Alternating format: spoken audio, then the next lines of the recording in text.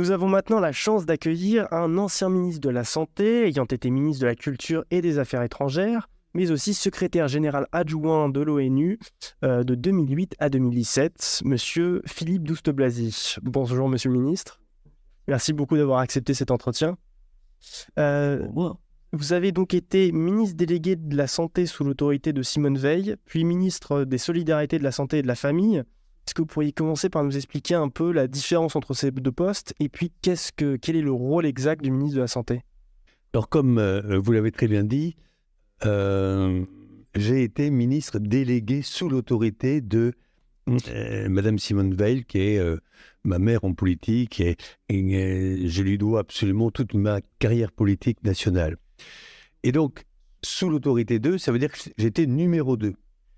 Alors qu'après, lorsque j'ai été ministre des Solidarités et de la Famille et de la Santé, là j'étais numéro 1. C'est-à-dire j'étais à la place où elle était à l'époque. Donc la différence, elle est très importante. Si j'étais numéro 2, là j'étais numéro 1. Ensuite, être ministre de la Santé, c'est, je dirais, un bureau où il y a un très grand tableau de bord, où il faut regarder si les lampes s'allument au rouge. Donc de temps en temps, par exemple, dans les années 85-90, on a vu brutalement l'arrivée d'une maladie que l'on ne connaissait pas. On voyait des gens de 20 ans, de 22 ans mourir de pneumopathie, d'infection du poumon, et c'était le début du sida, par exemple. Donc qu'est-ce qu'on fait lorsqu'une maladie arrive? Donc d'abord, c'est ça, être ministre de la Santé. C'est aussi être sûr que tous les Français sont égaux devant la maladie et donc puissent être capables d'accéder au même traitement. Mais attention, parce que c'est vrai qu'aujourd'hui, il commence à y avoir de la difficulté pour trouver un médecin. Je pense qu'on en reparlera. Alors vous venez d'évoquer justement le manque de médecins. Est-ce que vous pensez que pour faire face à cette pénurie, il faudrait supprimer cette institution qui est le numerus apertus, qui a remplacé le numerus clausus? Là, vous touchez du doigt la chose certainement la plus importante aujourd'hui. Le baby-boom, c'est donc tous les enfants nés après la Deuxième Guerre mondiale. Ceux qui étaient médecins, qui étaient en grand nombre, sont partis à la retraite pratiquement ensemble. Et je dois dire qu'il y a eu une énorme erreur de la part de tous les gouvernements successifs dont j'ai fait partie, et donc je me mets dedans, même si je fais partie de ceux qui ont voulu augmenter le numerus clausus plusieurs fois, et d'ailleurs je l'ai augmenté en 2004, le numerus clausus, mais ça n'a pas suffi. Et aujourd'hui, parce que le numerus clausus de l'époque n'a pas été suffisamment augmenté, il y a une désertification médicale sans précédent en France. Donc ça, c'est un sujet qui est extrêmement grave et il faudra en effet progressivement lever les conditions drastiques du numerus apertus, mais on l'a déjà fait. Donc attention, si on le fait trop, dans 10 ou 15 ans, il y aura trop de médecins. Et alors, donc, pour retourner sur votre carrière en tant que ministre de la Santé, d'un point de vue pratique, est-ce qu'il y a une journée type au ministère? Quelle était la vôtre, s'il y en avait une? Alors, être ministre en général, de toute façon, ce sont des journées types, en effet. Il y a 3 actions, je dirais, obligatoires pour un ministre. Pour un ministre de la Santé, évidemment. Le premier, c'est donc de bien faire son travail et être sûr, comme je vous le disais, qu'il n'y a pas de différence régionale. Par exemple, si vous apprenez que vous avez beaucoup plus de chances de vous en sortir si vous avez un cancer du poumon à Toulouse plutôt qu'à Brest, il faut immédiatement regarder ce qui se passe à Brest. La deuxième chose, c'est que vous avez à rencontrer les professionnels de santé. Donc vous avez des gens qui travaillent jour et nuit pour les malades et ils ont un certain nombre de demandes. Et donc, il faut les écouter parce que les professionnels de santé, ce sont des gens qui travaillent très dur. Vous vous rendez compte, quand vous vous occupez toute la journée de cancer d'enfants, est-ce que vous vous rendez compte, quand vous rentrez chez vous, ce que ça représente en termes de stress, en termes d'anxiété. Puis la troisième activité, c'est de pouvoir améliorer les choses. Donc, par exemple, je pense qu'on va en parler, il n'y a pas suffisamment, par exemple, de prévention en France. Donc, il faut faire des lois pour la prévention. Il faut aussi peut-être décider, à certains moments donnés, d'améliorer l'hôpital public. Donc, faire une grande réforme hospitalière. Vous évoquiez le personnel hospitalier, vous êtes vous-même médecin de formation. Qu'est-ce qui vous a conduit à devenir ensuite ministre de la Santé ? Alors, moi, j'ai choisi d'être médecin hospitalier, donc fonctionnaire, d'être professeur des universités, c'est-à-dire pouvoir transmettre ce que je peux transmettre. Il n'y a rien de plus beau d'ailleurs dans la vie que de transmettre, et c'est l'occasion de saluer vos professeurs ici. Rappelons que vous avez été professeur à la prestigieuse Harvard Medical School. Oui, ensuite, j'ai été professeur à Harvard, à la Harvard Medical School, et avant j'étais professeur à la faculté de médecine de Toulouse, puis la faculté de médecine de Paris. Qu'est-ce qui a fait que je suis devenu ministre ? Alors, pourquoi j'ai fait de la politique ? Parfois, je me pose la question. Parce que être médecin, c'est le plus beau métier du monde. On va faire mieux. Vous avez un médecin, vous êtes médecin, vous avez un malade. C'est ce que j'appelle la médecine curative et individuelle. Faire de la politique, c'est collectif. C'est pas personnel. Vous parlez à une société. Et donc, c'est plus de la médecine préventive. Ce qui m'a donné envie de faire de la politique, c'est ça. C'est que j'étais devant une personne et je me suis dit qu'après tout, on pouvait aussi peut-être faire de la médecine en élargissant son champ. Et par exemple, je vais vous donner un exemple. Quand j'étais ministre de la Santé sous Simone Veil, il y avait ce qu'on appelle, on appelle toujours d'ailleurs, le syndrome de la mort soudaine du nourrisson. Ça, c'est terrible parce que vous mettez au lit votre enfant, et le lendemain, quand vous vous réveillez, il est mort. Et ça, c'est totalement inexpliqué. C'était un sujet majeur à l'époque. Il y en avait beaucoup. Et puis, des grands spécialistes de cardiologie pédiatrique ont trouvé, en particulier à l'hôpital Necker, que c'était parce que c'était la mode de mettre les enfants sur le ventre. Donc, comme ils étaient sur le ventre, ils avaient leur coussin, leur oreiller sur le nez, et donc ils finissaient par être asphyxiés pendant la nuit. Eh bien, j'ai passé une circulaire en disant à toutes les maternités de dire à toutes les futures mamans qu'il ne fallait surtout pas mettre leurs enfants, leurs nourrissons, dès l'instant où elles auront accouché, sur le ventre, mais sur le dos. Et on a diminué de 95% la mort subite du nourrisson. Vous évoquiez justement cette politique par rapport à la mort subite du nourrisson. Justement, quelle politique de santé publique vous avez menée considérez-vous comme la plus importante, ou du moins celle qui a marqué votre mandat en tant que ministre de la Santé ? Celle qui m'aura marqué le plus, c'est 1993, quand je deviens ministre de la Santé, donc, et que je vois arriver les chiffres, au fond, du sida, de manière assez simpliste, courait l'idée que c'était uniquement les homosexuels qui allaient devenir séropositifs et touchés par le sida. Et puis, moi, je vois les chiffres. Il y avait la moitié d'hétérosexuels, la moitié d'homosexuels. Donc, je pose la question de savoir, mais comment les hétérosexuels contractent le sida ? Et on me dit, mais c'est parce que on fait les héroïnomanes sont des personnes qui vont se retrouver 100, 200, 300 et ensuite vont s'échanger les seringues. Ça sera la même aiguille qui servira au premier et au 300e. Il suffit qu'il y en ait un qui soit séropositif. Et donc, avec le ministre de l'Intérieur de l'époque, qui était en charge justement de la répression vis-à-vis des drogués, qui s'appelait Charles Pasqua, je suis allé le voir, Cet homme a été formidable. Il m'a dit, je comprendrai bien ton problème. Eh bien, écoute, on va monter. Qu'est-ce qu'il te faudrait? J'ai dit, moi, il me faudrait un bus qui fasse tout le tour des banlieues d'Île-de-France. On sait très bien où les gens se droguent. Eh bien, est-ce que vous accepteriez qu'on donne des seringues, des échanges de seringues, c'est-à-dire qu'ils viennent avec des seringues sales, et on leur donne des seringues propres, sans qu'il y ait un seul policier autour.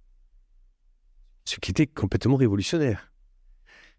Il a accepté cela, et bien mieux que ça encore, on a créé, grâce au Premier ministre Balladur, le président était Mitterrand à l'époque, c'était une cohabitation, c'est un gouvernement de cohabitation.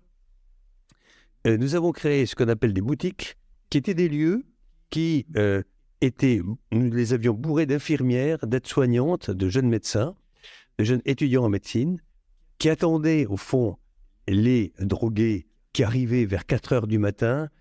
Et ces gens-là, on ne pouvait pas leur demander s'ils étaient séropositifs ou pas, parce qu'ils ne répondaient pas à la question, ils ne le savaient pas, ils s'en foutaient. Et donc, une fois qu'on leur avait fait des cafés, on leur avait lavé leur linge, ils étaient en confiance, on leur demandait si on pouvait leur faire une prise de sang, et on pouvait dépister comme ça toute cette population qui était indépistable sinon, et nous les soignions à ce moment-là. Eh bien, oui, je pense que c'est probablement la chose la plus dure que j'ai eu à faire, à la fois pour trouver les voies et les moyens, et deuxièmement, pour le faire admettre dans mon propre gouvernement, aux politiques, de le faire admettre aux députés de droite, en leur disant, mais c'est la seule solution. Eh bien, je suis très heureux que notre pays est un des pays au monde qui ont le moins d'héroïnomanes séropositifs aujourd'hui, dû à cette politique. Selon le secrétariat d'État à l'enfance, 13% d'enfants et d'adolescents présentent au moins un trouble psychique. Donc, du fait de votre expérience, pensez-vous que cette situation est propre à notre époque ou ce genre de problématique était déjà perceptible avant l'apparition de nouveaux acteurs tels que les écrans, les réseaux sociaux dont on parle fréquemment? D'abord, je pense que la première des choses, c'est la société dans laquelle nous vivons. La société dans laquelle nous vivons, en l'espace de 50 ans, a vu disparaître la religion. La déchristianisation de ce pays aura été la plus importante, la plus rapide de l'histoire de la chrétienté. Et on a vu en même temps la chute des idéologies. C'est-à-dire qu'il n'y a presque plus de partis politiques. Aujourd'hui, il n'y a plus de prêtres d'un côté, il n'y a plus de communistes de l'autre. Mais les deux donnaient des valeurs. Alors, moi, j'étais côté catholique. J'avais des amis qui étaient du côté communiste. Je peux vous assurer que des deux côtés, il y avait des valeurs. Des valeurs de travail, des valeurs de respect de la République, des valeurs de respect de l'autorité, dans les deux cas. Et ça s'est effondré. Et donc, à la sortie, qu'est-ce qui reste? L'argent. L'individualité, l'individualisme, l'argent. Donc, vous êtes quelqu'un de très bien si vous avez de l'argent. Vous êtes quelqu'un de moins bien si vous n'avez pas d'argent. Ça, c'est évidemment terrible, au fond, par rapport à la question que vous posez, parce que si vous n'êtes que dans le consumérisme, si vous ne pouvez pas changer d'iPhone tous les ans, vous êtes ringardisé. Et donc, vous êtes malheureux. Si vous êtes malheureux, vous commencez à réfléchir. Premièrement. Deuxièmement, l'individualisme finit par vous ne pensez qu'à vous. Donc, vous ne pensez même plus à votre épouse ou à votre époux et à vos enfants. Et donc, les familles explosent. Donc, ce sont souvent des familles monoparentales. Je veux bien tout, mais... en tout cas, moi, je ne suis pas un exemple obligatoirement. Mais donc, je donne de leçons à personne. Mais je pense que plus il y aura de familles disloquées, et plus il y aura d'enfants qui auront vécu, en tout cas, des drames chez eux. Ça aussi, c'est important. Je ne dis pas que tout vient de là. Et enfin, troisièmement, je pense que il n'y a pas suffisamment d'argent pour la santé mentale en France, pas suffisamment de dépistage d'enfants qui souffrent. Mais donc, de votre expérience, Est-ce que cette situation était déjà présente quand vous étiez ministre de la Santé? Alors certainement, mais certainement beaucoup moins. Les réseaux, alors là, on est dans la folie. C'est-à-dire là, on est je dirais, la caricature de ce que je viens de dire. On peut d'ailleurs raconter n'importe quoi sur son voisin. Les problèmes de harcèlement en sont l'exemple. Vous pouvez amener quelqu'un au suicide parce qu'il est jeune, parce qu'il a 14 ans, 15 ans, 16 ans, tout simplement parce que vous êtes un salaud. Ça, c'est vrai. Mais pire encore, dans les réseaux, vous êtes en communauté. Et donc, dans les réseaux, vous ne pensez que comme ceux qui pensent comme vous. Et donc, vous finissez par oublier la différence à l'autre. Or, la définition de la culture, vous avez rappelé que j'ai été ministre de la Culture, la définition de la culture, c'est lorsque les cultures se frottent entre elles. Et donc, si vous n'êtes pas à côté de quelqu'un qui n'a pas obligatoirement votre couleur de peau, qui n'a pas obligatoirement votre religion, etc., vous n'avez rien compris à la vie. Et donc, nous avons évoqué ici les réseaux sociaux comme nouvelle technologie. Est-ce que d'autres nouvelles technologies, je pense notamment avec l'intelligence artificielle qui commence à bouleverser différents domaines, vous pensez qu'on pourrait les appliquer à notre réseau de santé et par là à améliorer justement sa qualité?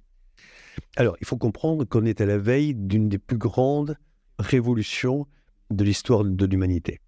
En médecine, ça va être extraordinairement positif. Moi, je suis cardiologue. Donc, j'étais persuadé jusqu'à maintenant que je savais très, très, très bien lire un électrocardiogramme et je peux vous assurer que je sais très bien lire un électrocardiogramme. Mais si je fais lire à la machine 10 millions d'électrocardiogrammes, que je lui explique les 10 millions de cas cliniques derrière ces électrocardiogrammes, la machine va devenir bien supérieure à moi. Ça, c'est quelque chose, évidemment, de très humiliant pour les médecins, parce que les médecins, ils se croient toujours les meilleurs, ils pensent qu'ils sont toujours formidables, etc. Non, la machine pourra nous aider, mais qui va faire manger la machine au début? C'est nous. C'est l'homme qui va faire en sorte. Mais l'homme va être amélioré, l'action de l'homme en médecine va être améliorée. Et donc, un autre grand problème à l'ère du numérique, puisqu'on n'arrête pas d'en parler, c'est la gestion des données personnelles.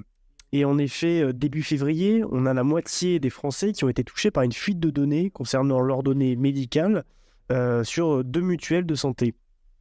Alors, comment, selon vous, à l'ère du numérique, peut-on assurer une réelle sécurité et en même temps une augmentation du stockage, puisqu'on en a besoin maintenant de ces données personnelles de santé? Alors moi, je suis passionné par les données de santé parce que lorsque j'étais ministre de la Santé en 2005, j'ai voulu faire un dossier médical partagé et je voulais que tous les Français puissent avoir sur leur iPhone un dossier médical, parce que si quelqu'un tombe à 3 heures du matin, on peut savoir tout de suite s'il est diabétique, s'il fait un accident vasculaire cérébral, etc.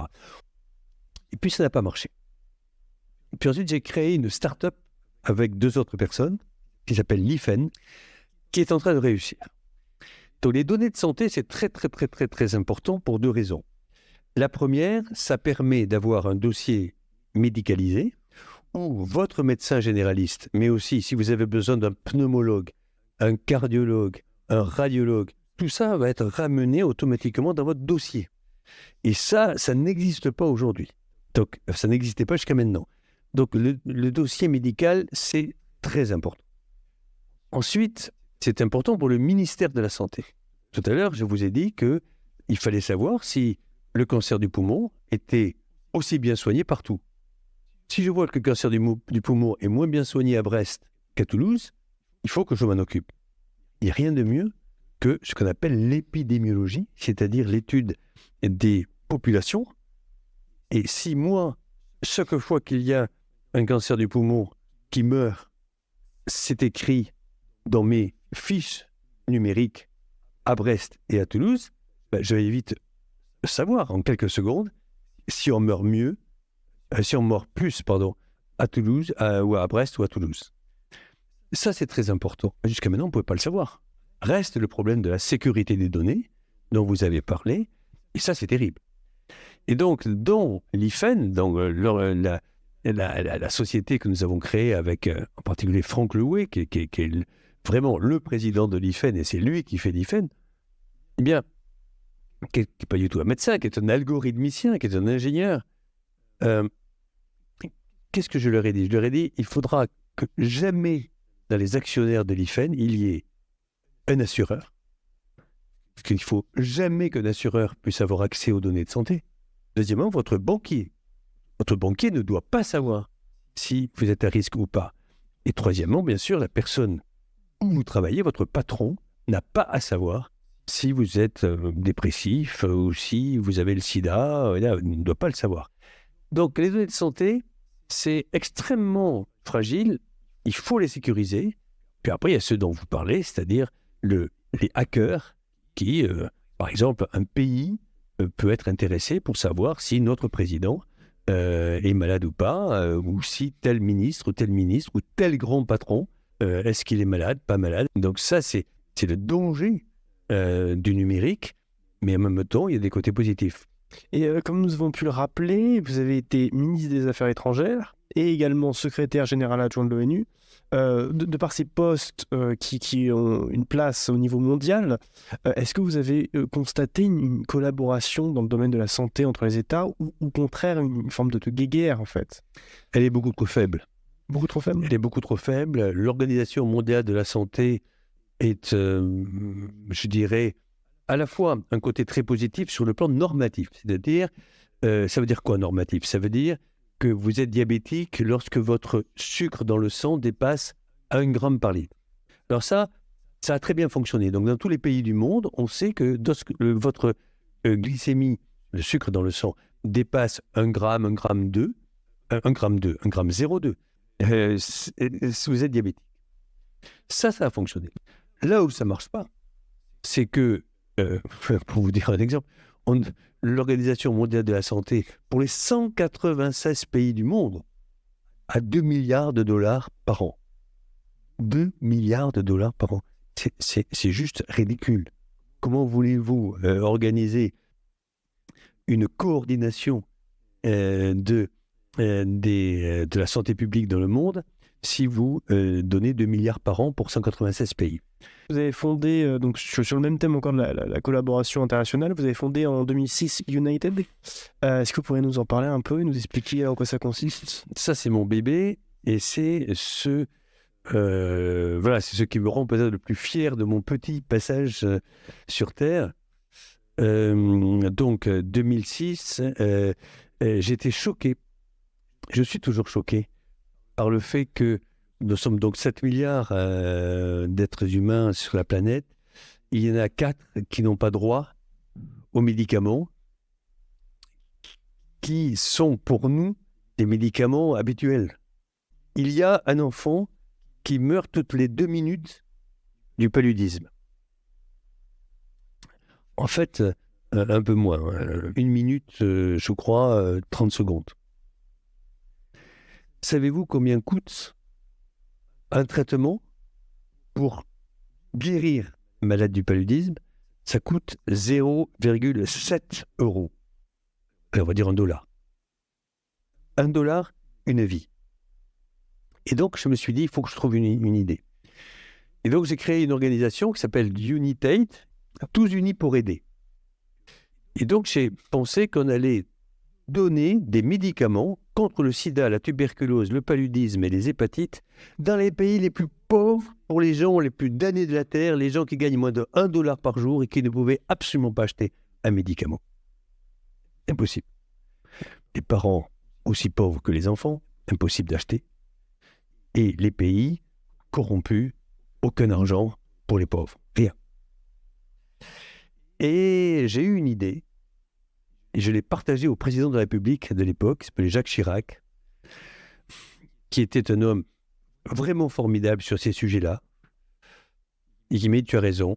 Et on a trouvé une idée, on a dit, pourquoi on ne prend pas 1 € pour chaque billet d'avion? Parce qu'après tout, un voyageur qui voyage en avion, il est riche. Et on pensait au départ que 196 pays allaient dire oui. Malheureusement, il n'y en a que 6 ou 7 qui ont dit oui, dont la France.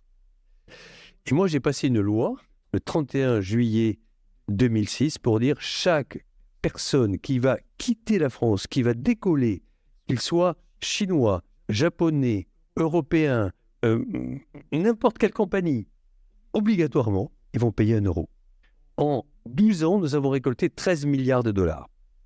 Avec cet argent, nous avons diminué de 80 à 90% le prix des médicaments pour les enfants, de 60% pour les adultes.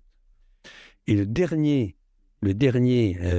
audit britannique et norvégien montre que 200 millions de personnes bénéficient chaque année d'United et 35 millions de vies sont sauvées chaque année.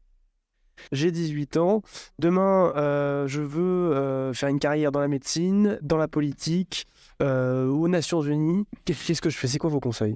La première chose, c'est qu'il faut faire la médecine. Et ça, c'est très important. Il faut faire de la médecine d'abord parce qu'on apprend plusieurs choses en médecine. On apprend l'humilité. Ça vous apprend une deuxième chose, la médecine. C'est vous apprend le contact avec l'autre. Vous savez, on ne peut pas être un bon médecin si on n'a pas un bon contact avec l'autre. Et la politique, c'est uniquement le contact avec les autres. On ne peut pas faire de la politique de la même manière qu'on ne peut pas être un bon médecin si on n'aime pas les autres. On ne peut pas faire de la politique à un bon niveau si on n'aime pas les autres. Parce que les autres, ils vous voient très vite. Ils vous voient très vite. Ils voient très vite. Après, si vous voulez faire de la politique et être un très bon homme politique, il faut savoir dire non parfois. Moi, par exemple, c'était mon grand défaut. Je ne savais pas très bien dire non. Et savoir dire non, c'est peut-être ce qu'il y a de plus dur. Parce que savoir dire non, c'est être capable de ne pas se faire aimer à court terme. Écoutez, merci beaucoup, monsieur le ministre. C'est moi qui vous remercie. Et également merci à Madame Sadin, sans qui cette interview n'aurait pas été possible.